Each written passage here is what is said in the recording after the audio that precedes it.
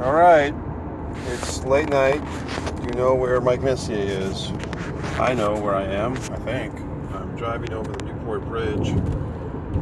Driving over a bridge while shooting footage of myself driving. But it's all very safe and sound. Surprisingly, there's a few cars out here. So July 26th, what makes this day special or unique? I went to see a film that Valerian and the City of 1,000 Dicks, or whatever the fuck. And I don't think it was a great movie. I think it was a movie, had it been made and released in 2002 or 1999, even better, it would have been groundbreaking and kind of a worthy side sequel to The Fifth Element. The movie was very long for a film these days, 2 hours and 20 minutes, which I'll do a 2 hour and 20 minute movie if it's going to be a good one. But this was not, it wasn't riveting. There was a lot of lulls in this film.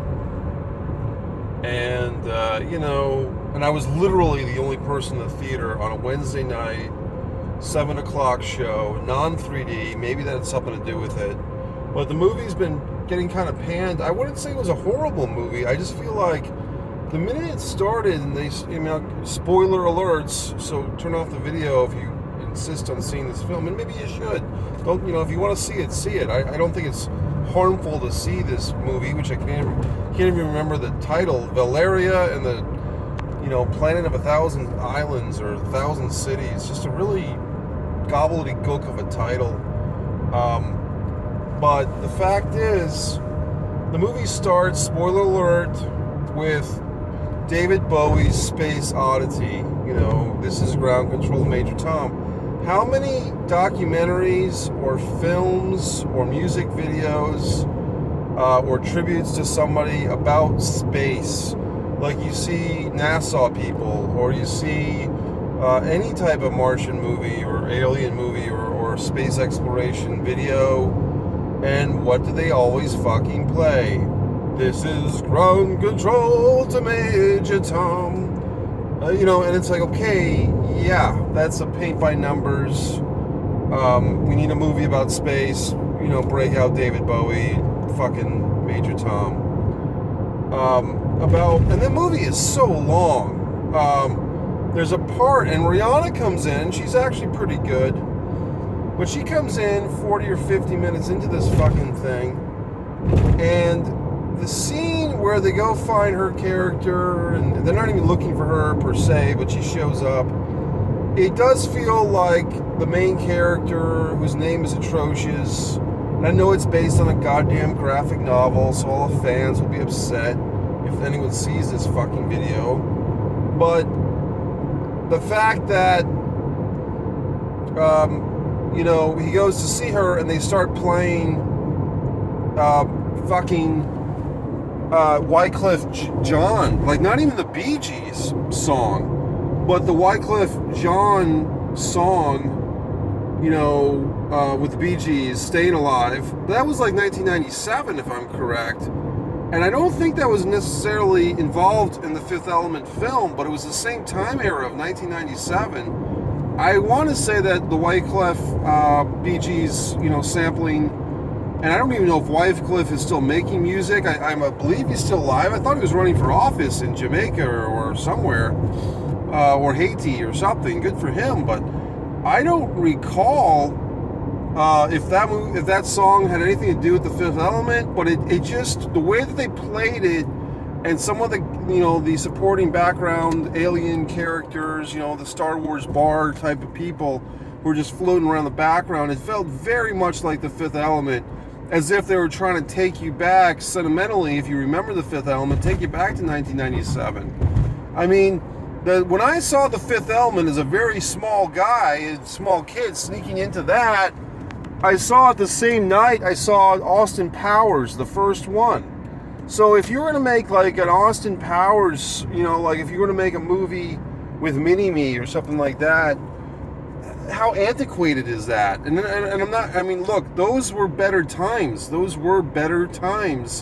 pre 9/11 era for Austin Powers, The Fifth Element, all that end of the 1900s. I mean, you know, and no offense to any other culture, but I think the 1900s United States of America, you can make a case, the most advancements or the most rapid fire evolvements and advancements in technologies, communications, art, culture, and it all came to an end with things like The Fifth Element, 1997, and people thinking about the future. But now this movie, which is the same author, I guess, and the same director, I don't know if it's the same director, but the same writer of this stuff, it just feels antiquated. It feels old. It feels tepid.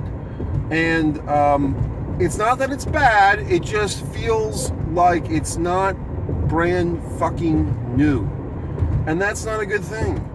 When you see a movie and you pay your money, you want to see something you haven't seen before. And if you see something like Rocky Balboa or more recently Creed, then you kind of know you're in for a, you know, half new stuff, half rehash routine.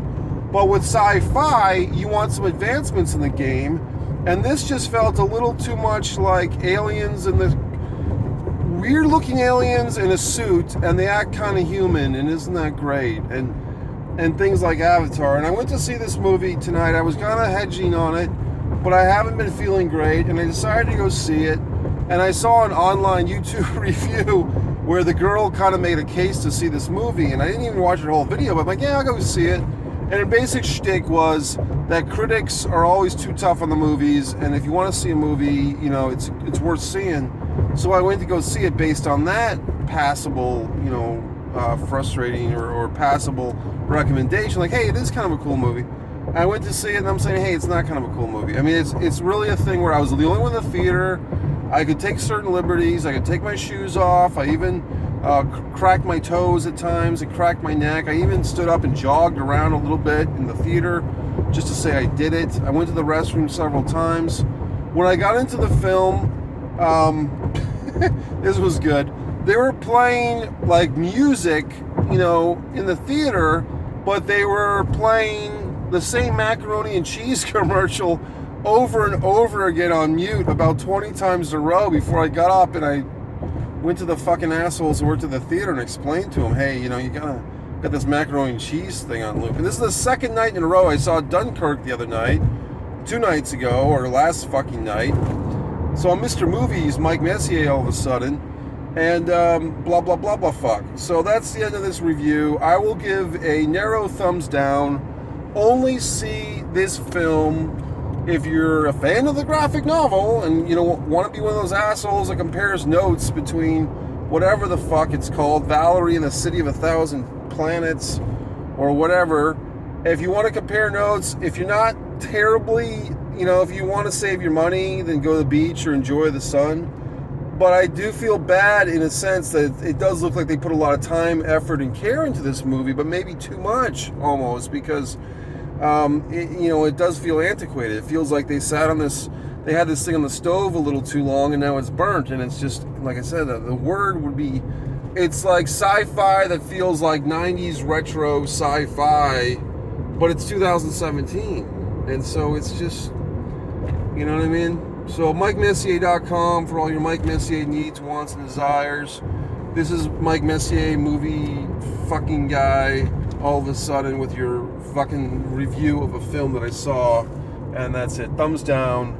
But you know, I'm not going to give a thing. I want to say, how much was this movie worth to see? $5. If you can see this movie somehow for $5, go see it. Maybe $6, but I would say $5. It's a $5 movie. And that's about it. Talk to you later, for crying out loud.